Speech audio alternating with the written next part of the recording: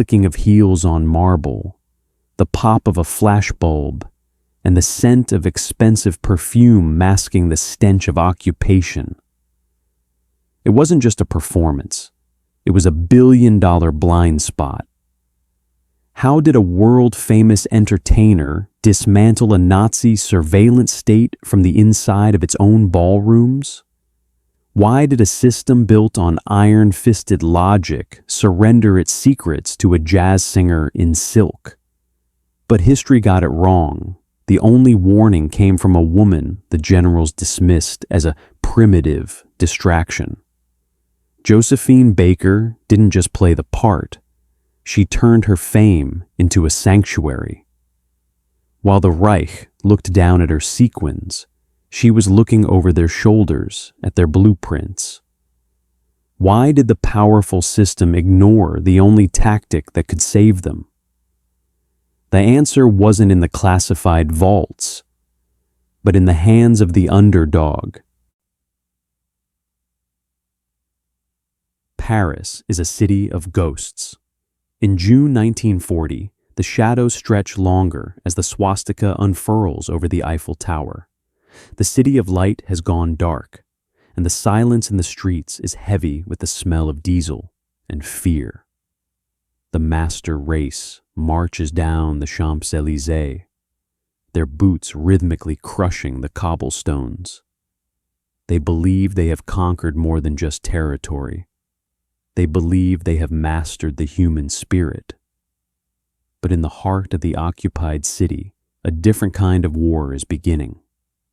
Josephine Baker stands at her window, watching the gray uniforms flood her city. To the world, she is the bronze Venus, the exotic spectacle of the Folies Bergère. To the Nazis, she is a subhuman to be eventually discarded, but for now, a useful distraction for their officers. The system of the Third Reich is a machine of absolute control. It functions like a massive automated loom, weaving a net of surveillance over every cafe, every theater, and every bedroom. They rely on the WWII, a network of thousands of informants who trade their neighbors' lives for extra bread rations. It is a machine designed to detect the slightest vibration of dissent. The mechanism of this control is simple but brutal. Silence through saturation. If you speak, a neighbor hears. If you move, a gendarme notes the time. If you think, the Gestapo is already at the door. And yet, they have a fatal blind spot. They believe that fame is a spotlight that makes secrets impossible to hide. They think that because Josephine is the most photographed woman in Europe, she is the least capable of being a ghost. The Abwehr, the German military intelligence, treats her with a smirk. They see a dancer, a socialite, a primitive. They look at her and see only the reflection of their own prejudices. While the high-ranking officers of the Wehrmacht are busy rearranging the furniture of Europe, Josephine is already in the dark, holding the silence that will save her country. She meets Jacques Abte in a rain-slicked alleyway. He is an officer of the Deuxième Bureau, the French military intelligence. He is a man of shadows, looking for a light that the Germans won't suspect. He asks her if she is willing to serve. She doesn't hesitate. She tells him, "France made me who I am. The Parisians gave me their hearts. I am ready to give them my life." The plan is a masterpiece of irony. Josephine will continue her life as a high society star. She will host parties for Nazi officials at her estate, the Château de Milande. She will listen to their drunken boasts. She will smile while they detail troop movements, and she will remember everything. But the system is not easily fooled. One evening, at a gala hosted by the German embassy, Josephine finds herself cornered by a mid-level bureaucrat named von Krul. He is a man who smells of heavy tobacco and unearned confidence. He represents the very cogs of the machine, the petty officials who make the Holocaust possible through paperwork. "Madam Baker," he says, his eyes scanning the room with the practiced gaze of a predator. "It is curious to see you here. Many of your colleagues have fled. They say Paris is no longer a place for your kind." Josephine tilts her head, her diamond earrings catching the light. "The Germans bring such wonderful champagne, monsieur. Why would I leave the best party in town?" Von Kruel narrows his eyes. "Be careful, madame. We admire your art, but the Reich has no patience for those who play both sides of the curtain. A dancer should stay on the stage, lest she trips in the wings." He laughs, a dry, rhythmic sound that matches the ticking of the clock on the wall. He believes he has intimidated her. He believes that because he holds the power of the state, she is nothing more than a fragile bird in a gilded cage. This is the crystallized arrogance of the era. A woman of the stage is a creature of emotion, not intellect. She is too vain to be dangerous and too visible to be a spy. But while Von Kruel returns to his ledger, Josephine is already processing the names of the officers he arrived with. She notes the mud on their boots, a specific red clay found only near the coastal defenses of Brittany. She notes the frequency of their radio calls. She is a forensic observer disguised as a muse. The German High Command scoffed at the idea of French resistance in the capital. They believed the spirit of Paris had been broken by the speed of the Blitzkrieg. They treated the city like a trophy room, confident that no one would dare to plot under the very nose of the commandant. But they had fatally underestimated the woman they invited to their dinners. It wasn't just a party, it was a harvest. While they toasted to an eternal occupation, Josephine was mental mapping the location of their coastal batteries, preparing to hand the keys of the Atlantic Wall to the Free French. The stage was set, and the performance was about to become lethal. January 1941. Lisbon, Portugal. The city is a fever dream of neutrality, a brightly lit stage in a continent of darkness. Here, in the grand hotels and smoke-filled casinos, the war is fought not with bayonets, but with whispers and envelopes passed under tables. Lisbon is the waiting room of Europe, where refugees, royalty, and killers share the same elevators. In this hive of intrigue, Josephine Baker is the most conspicuous person in the room. She travels with a mountain of luggage, 28 trunks filled with silks, furs, and the feathered headdresses that made her a legend. To the Abwehr spies watching from the lobby corners, she is the perfect distraction. They see a celebrity fleeing the boredom of occupied Paris, a woman whose only concern is the weight of her jewelry and the quality of her champagne. They believe she is a puppet of her own ego. They are wrong. Behind the heavy velvet curtains of her suite, the diva vanishes. In the dim light of a desk lamp, Josephine works with the precision of a clockmaker. She is not sorting jewels, she is sorting lives. She spreads out her sheet music. To any casual observer, it is a collection of popular melodies, the scores for her upcoming performances in South America. But look closer. Between the black bars of the staves, in the white spaces where the lyrics should be, there is nothing, or so it seems. She dips a fine-tipped brush into a small vial of lemon juice. This is the mechanism of the hidden word. It is a chemical trick as old as war itself. Yet In the hands of a superstar, it is a ghost. When the acid in the citrus juice hits the paper, it alters the fibers without changing the color. It remains invisible until it is subjected to heat. The technical flaw in the German surveillance system isn't their equipment, it's their imagination. They scan for radio frequencies and microdots, but they don't look at the spaces between the notes of a love song. To a censor, a C-sharp is just a sound. To Josephine, the curve of a treble clef is a code for the 2nd Panzer Division's movement toward the Mediterranean. She writes with a steady hand. One slip of the brush, one drop of juice in the wrong place, and the secret is dead.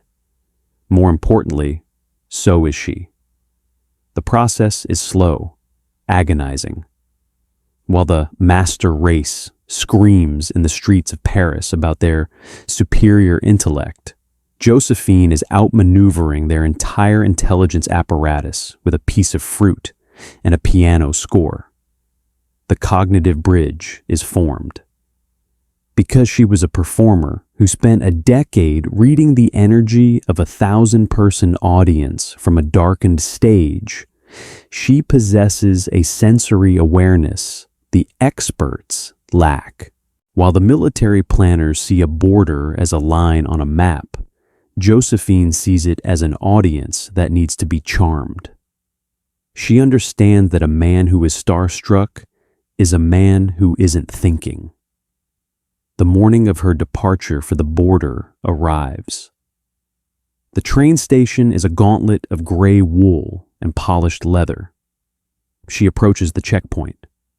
A sergeant named Braun stands there, his face a mask of bureaucratic indifference. He has been trained to look for the nervous twitch of a smuggler, the sweat on the brow of a spy. But Josephine doesn't give him a spy.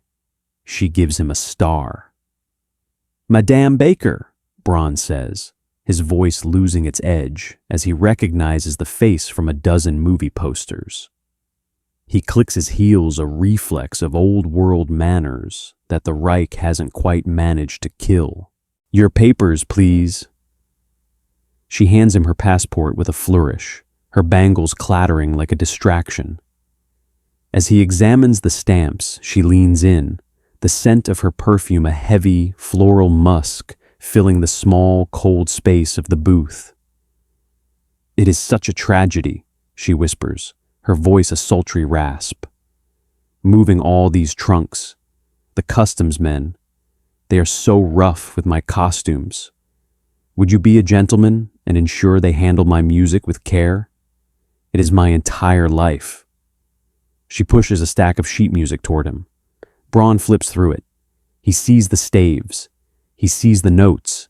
He sees a world of frivolous entertainment that he, as a serious soldier, finds beneath his notice. This is the crystallized arrogance of the system. A black woman's art is too simple to hold a secret. Her mind is a vessel for rhythm, not strategy. Braun smiles, a thin, patronizing curve of the lips. "Of course, madame. Music is for the soul. We have no quarrel with your songs." He stamps the papers and waves her through. He doesn't check the trunks. He doesn't look for the lemon juice stains. He is too busy feeling superior to the woman who has just handed him the coordinates of his own army's supply lines. The hubris and the hammer. The sergeant watched the train pull away, satisfied that he had done his duty with a touch of gallantry.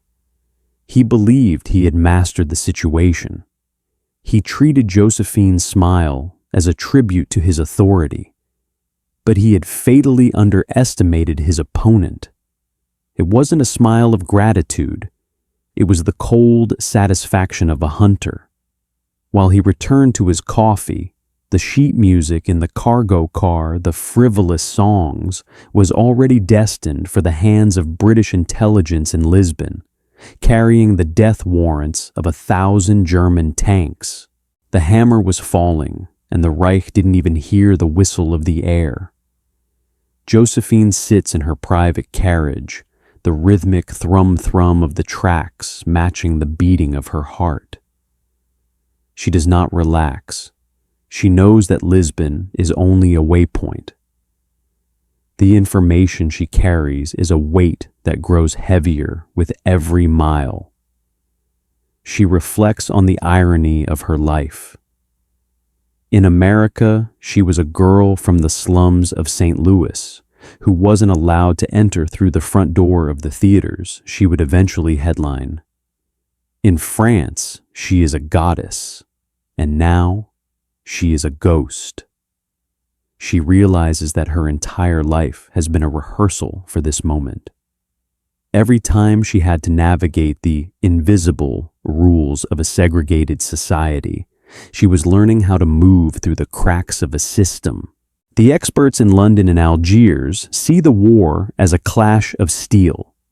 Josephine sees it as a clash of perceptions. But the friction between the human spirit and the system is about to intensify. The Abwehr is starting to notice a pattern.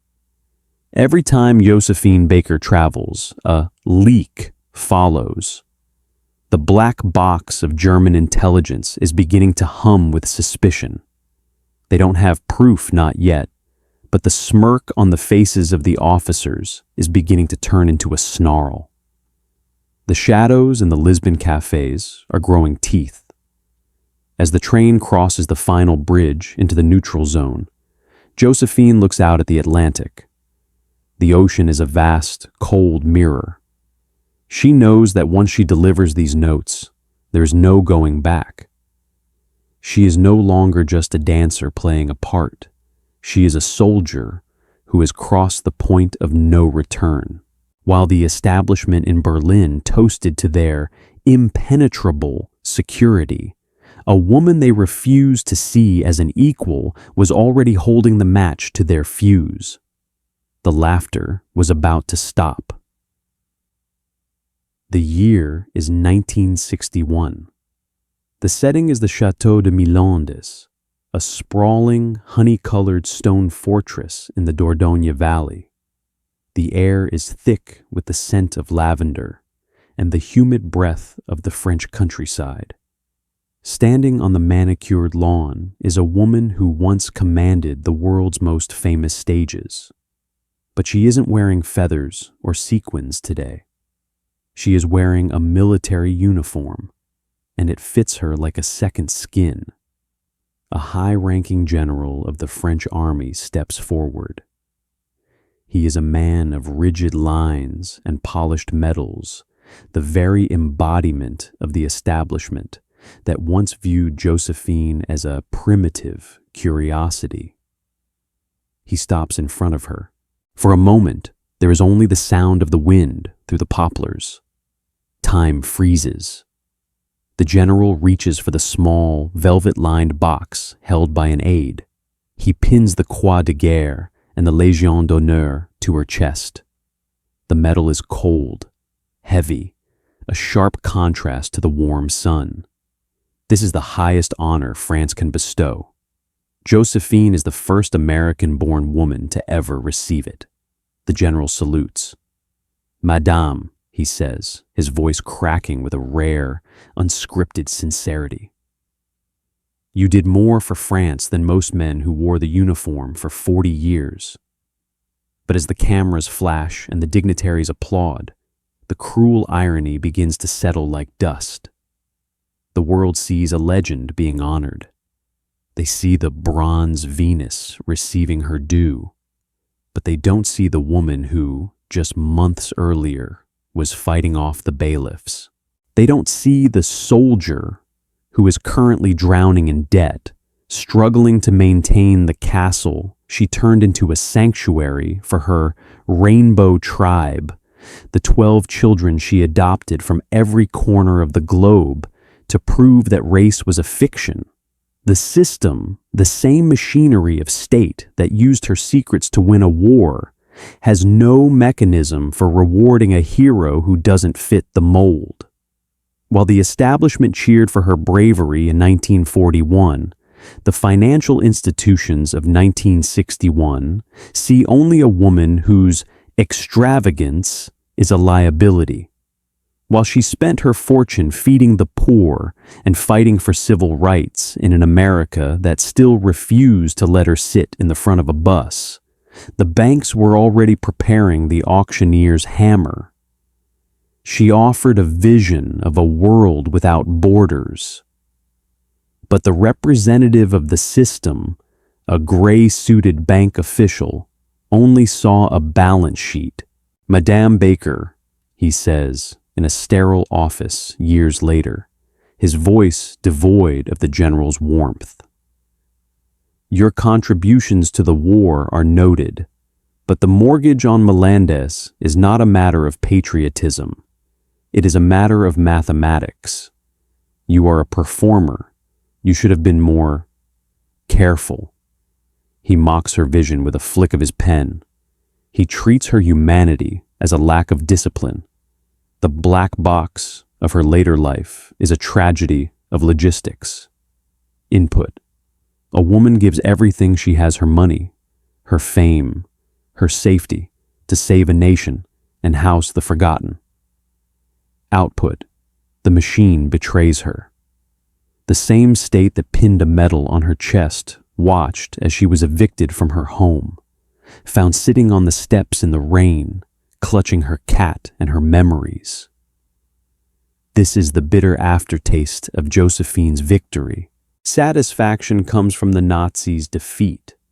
The indignation comes from the fact that we let her die in a small apartment in Paris, sustained by the charity of a princess, while the world continued to sell postcards of her in a banana skirt.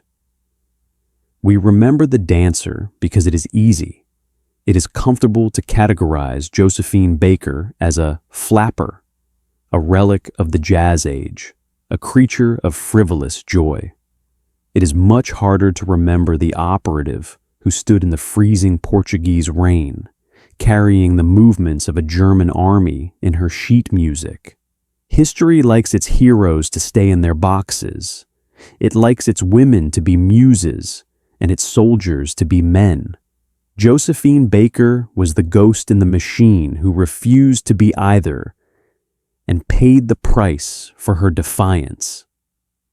Do we see this same hubris in our society today? We still look at the sequins and miss the steel. We still dismiss the unconventional voices, the outsiders, and the artists as distractions from the serious business of the world. We rely on massive, automated systems of surveillance and control, believing they will protect us, while ignoring the Josephines among us who see the cracks the machines miss. We are left to wonder, how many secrets are passing right before our eyes, hidden in a song we refuse to take seriously? Josephine Baker's final performance was in 1975. She was 68 years old. She stepped onto the stage for a retrospective of her life. The audience included Mick Jagger, Sophia Loren, and Princess Grace. She received a standing ovation that lasted for minutes. 4 days later, she was found in her bed, surrounded by newspapers filled with rave reviews of her show. She had died of a cerebral hemorrhage. The laughter finally stopped. But the music was never just music. If you believe that stories like Josephine Baker's deserve to be remembered, join our ranks by subscribing like. We have synthesized this narrative from reputable historical archives and verified sources. However, the fog of war often extends to the history books. If you spot any inaccuracies or have additional details to share, please correct us in the comments. We strive for the absolute truth, and your knowledge helps us get there. Thank you for keeping history alive.